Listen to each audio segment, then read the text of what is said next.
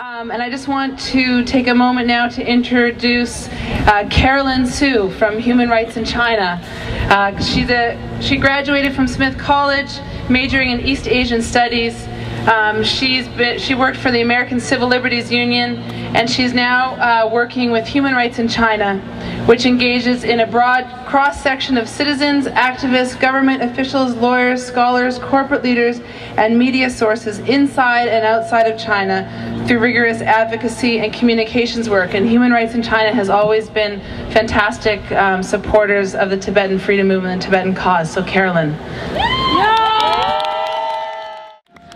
On the eve of the 2008 Olympic torch's arrival in North America, Human Rights in China is honored to be here in solidarity with our Tibetan and NGO comrades.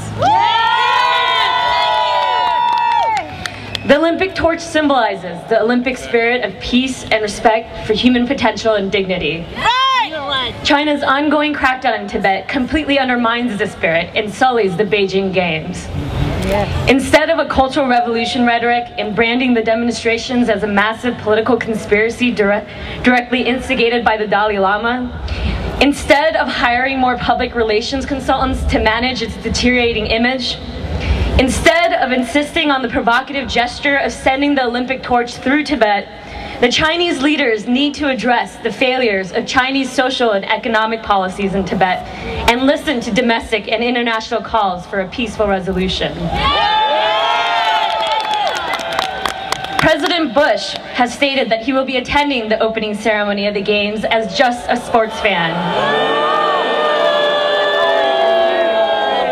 But on August 8th, he is still the President of the United States, a head of state. Instead of an I love sports message, President Bush, like the growing voices of other world leaders, needs to send a strong human rights message of concern to the Chinese leaders. Courageous voices inside China, Chinese writers, journalists, scholars, and lawyers have called on Chinese leaders to promote reconciliation and not continue to increase divisions between nationalities. Last week, a group of Chinese lawyers publicly issued an offer of legal aid to those Tibetans who were detained or arrested. San Francisco is known for its openness and leadership on social justice issues. Human Rights in China urges our city's leaders and citizens to use this opportunity to call on Chinese authorities to listen to the domestic and international appeals for dialogue and peaceful resolution. Your presence here, the growing voices of domestic and international concern and support, are sending a powerful message that the Tibetan people do not stand alone.